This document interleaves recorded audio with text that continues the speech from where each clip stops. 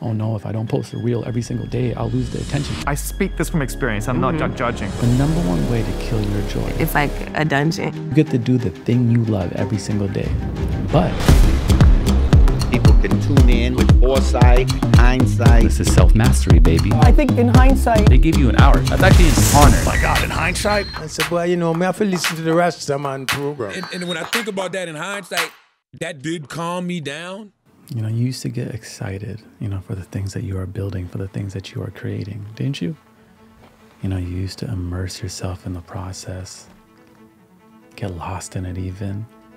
And then your focus gets fixed on the metrics or going viral again in a rush to find that fulfillment. Now, there's nothing wrong with speed, but it's key to know when it's time to shift gears.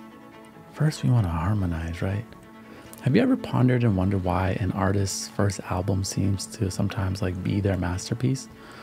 I know we've all heard it before, right? Like people will say, oh, they lost touch after their first couple of albums. You know, they're too commercial now. Oh, they sound like everybody else.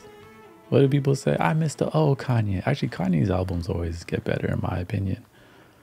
Or a classic example would be Chance the Rapper, if you know him, Acid Rain. Oh, amazing album. In my opinion, his best album, but it was his first project. I think it was actually a mixtape. But this pattern isn't just isolated to a few artists. You know, it's a common narrative for creatives and artists who end up receiving some type of attention. And now we're on the internet, we all get a feel for it. Sometimes that first album emerges from a place of pure, raw creativity, you know? The artist was so immersed in their craft with care, untouched by the audience or its expectations or external pressures, right? Fewer deadlines, way less responsibilities, just a couple of people in the basement making music, you know? Raw essence, passion, exploration, you know, joy, and then becomes aware of the audience and then all the external pressures, right? It kind of reminds me of the biblical story of Adam and Eve, right? Adam and Eve were naked, just chilling, enjoying life. And then they ate the apple and they gained awareness and they realized, oh my God, I'm naked. They became self-conscious. This happens to creatives and artists as well.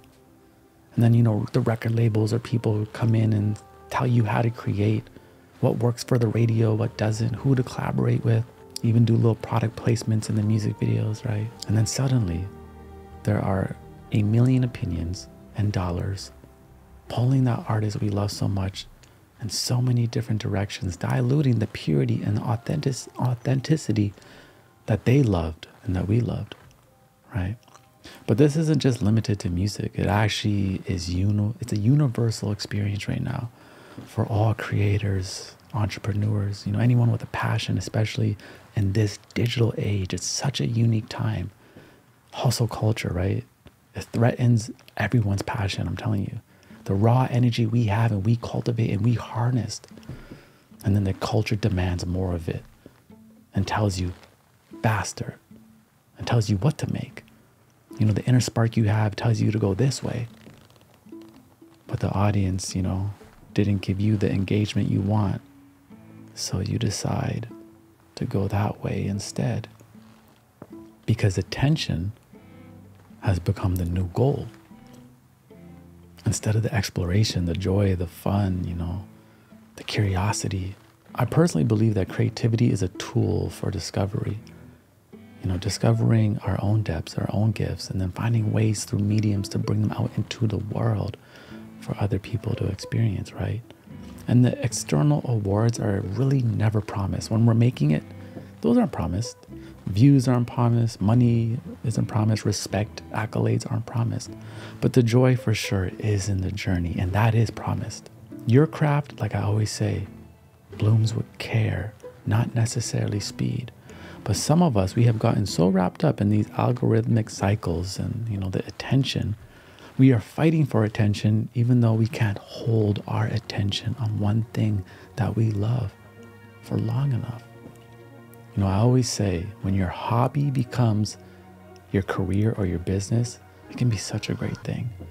You get to do the thing you love every single day. But at the same time, you have to protect it at all costs, or you'll lose that joy for it. You know, it happened to me here and there. You know, I was here just sipping my tea, you know, using YouTube as my own personal video diary, you know, post a video whenever I felt like it, really. And things took off. Opportunities came in. At a time, I really needed some opportunities. Resources came in. More people came in, demanding more, more, more. I had so many deadlines, I didn't even know how to live. And every day started to feel crucial. If I don't finish this video today, then I fall behind and I miss this deadline. There was points I felt like I put my creativity on a manufacturing belt. That's what the algorithm kind of feels like sometimes, doesn't it? And then people will come and tell me, hey, you should hire an editor, optimize your speed. And I'm like, but I like editing my videos. So like, it's a part of my process. Like, I've always loved it. No. I'm like, I'm not doing that. And then the thing we love sometimes becomes the thing that we have to do. And the creative childlike spirit within, it dims, right? It's unfortunate, but it's okay. We can always light ourselves back up. You know, hustle culture and social media, let me tell you one thing. These platforms don't necessarily care about your expression, even if they tell you that they do. They care about attention. That's why you can have like an amazing artist or director, you know, create a film, post it on YouTube and get 5,000 views. And then a clip of Jada Pinkett saying something crazy about, well, we'll get 5.5 million views, right? We're in the attention economy. Now, we may call it the creative economy, but it's actually the attention economy. And creativity is simply a tool that is used to harness attention. And if you're not careful, you may completely lose touch with that exploration side of yourself and go right for the attention. And then you're playing cat and mouse with your own validation. And you may lose the love for the thing that you have always loved. You woke up and you were excited to do it. Now you just think about the reward or how you're going to be received. Hustle culture is here to take everything that you have and leave you dry when you're done and burnt out. It cares about its bottom, new, fresh blood, you understand? You know, I was browsing the platform the other day, I think it was TikTok, and this creator was saying they don't even like the things that they make, the things that they post. They think it's negative, but they do it because it gets attention and it's paying bills, like more than bills, it's getting them rich. But what they actually love to do, you know, they like to create films, you know, these films that take 30 hours to make, but unfortunately, that's too much time for the attention economy that we're in. And I could see the disappointment in their eyes, you know, like this self-imposed trap they created for themselves. And again, if you're not careful, your dream, your passion may turn into a career, which sounds great, but you also may create a new trap for yourself. Check out this clip by SZA. I hate going to the studio because it's like a dungeon. It just doesn't sound like that. Honestly, I've got to say, as a fan, it sounds like it's a place of joy because the way that you... I'm sorry. I'm so sorry. I hate going to the studio because it's like a dungeon. That's the best response to that statement ever. I'm sorry that you feel that way. It's not. One of the biggest recording artists in the culture right now, you know, beautiful voice, beautiful vibe, says, I hate going to the studio. It's a dungeon. What? Do you think it started out like that? Do you think it started out like this? No.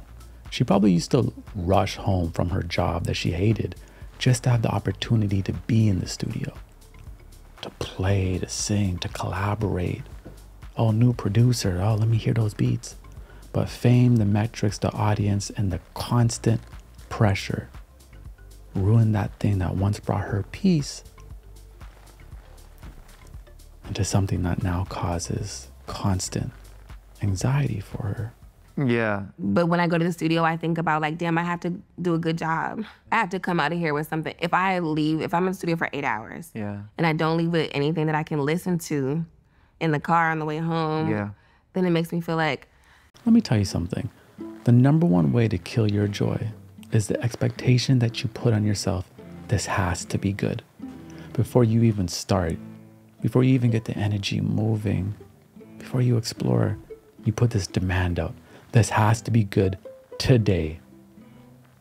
The audience is waiting. Oh no, if I don't post a reel every single day, I'll lose the attention and everyone will forget about me. Oh no, my last video only got 2,000 views. I have to post 4 things tomorrow to make up for it. Or, oh no, I only have 6 hours today. I gotta submit this video to today's sponsor, which is Squarespace, the place where I actually host my own website that has information on how you can join my private community. Now, whether you are just starting out or managing a growing brand, Squarespace makes it beyond easy to create a beautiful website, engage with your audience, and sell anything from products to content all in one place, all on your own terms. When I was playing around, I was blown away by how intuitive and user-friendly Squarespace is. Some of the products that I think are very useful are, one, the flexible website templates.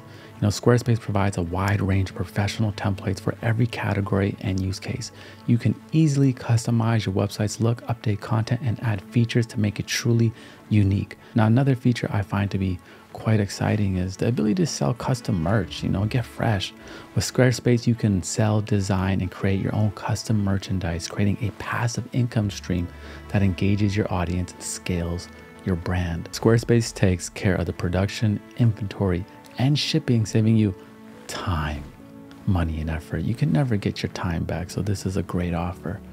And here's a feature that is a game changer for many entrepreneurs: appointments. Whether you offer online or in-person private sessions, workshops, Squarespace provides everything you need to manage your schedule, accept secure payments, and send automatic reminders, and beautifully showcase your services. So if you're ready to take your online presence to the next level, head to squarespace.com for a free trial. And when you are ready to launch your website or domain, go to squarespace.com/HINDZ to save 10% off your first purchase. I want to emphasize that, it's just so crucial to protect and nurture that creative spirit, your vision, right? Success will come, right? And balancing success and your artistic integrity is not easy, but it's not impossible. I think it's actually an opportunity, Why not do the things we love? But when we love something, what does it require? It requires care, it requires boundaries, and consistent effort around it. The key is to stay true to our essence, navigating those demands and temptations of success. There's nothing wrong with it, but it's a balancing act. If you have found yourself constantly judging your own ideas, oh, the algorithm's not gonna like that, in this constant rush, and this worry, and this anxiety, and you step into your art, your creation, or whatever you do, and it's like, it's just not fun anymore. You need to make a shift. You've allowed the outside world to get into your process. You've allowed these platforms to get into your process. Again, all they care about is attention. We don't chase attention. We create, and then we share, and then we go and create again. And how do we do this? Well, one, we stay grounded in our why. We need to regularly remind ourselves why you started. Was it the love for the music or the storytelling or the thrill of creating something and, sharing it? Return back to your why. Realign yourself and release some of those external, unnecessary pressures. And then set boundaries. Learn to say no.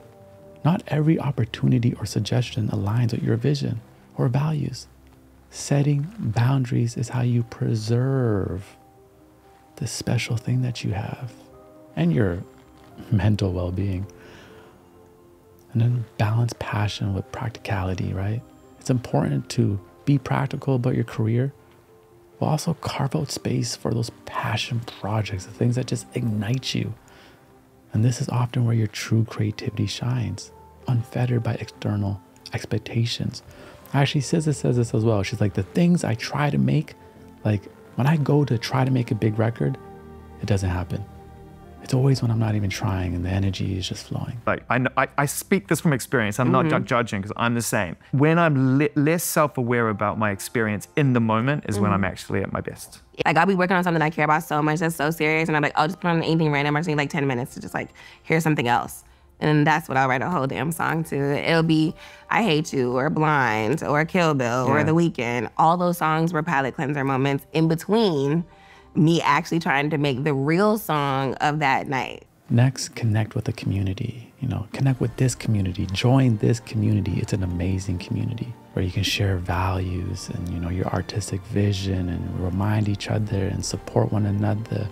Share our tips and our processes. And have reflections that remind us what matter. And one thing I think is so important, have regular creative retreats. Even if it's just one day. One day where you're just like, you know what? No pressure, you know, no structure. I'm just gonna do me. You know, this isn't even for anybody. I'm not even posting it. I'm not even selling it. This is just to play. And always continue to experiment, right? Allow yourself the freedom to experiment. Give yourself that time and that space. No, don't be, I gotta post every single day or else I will lose attention. If you believe that you have true talent and value, you will always be able to connect with a community that loves what you are doing, even if you take some time for yourself, right?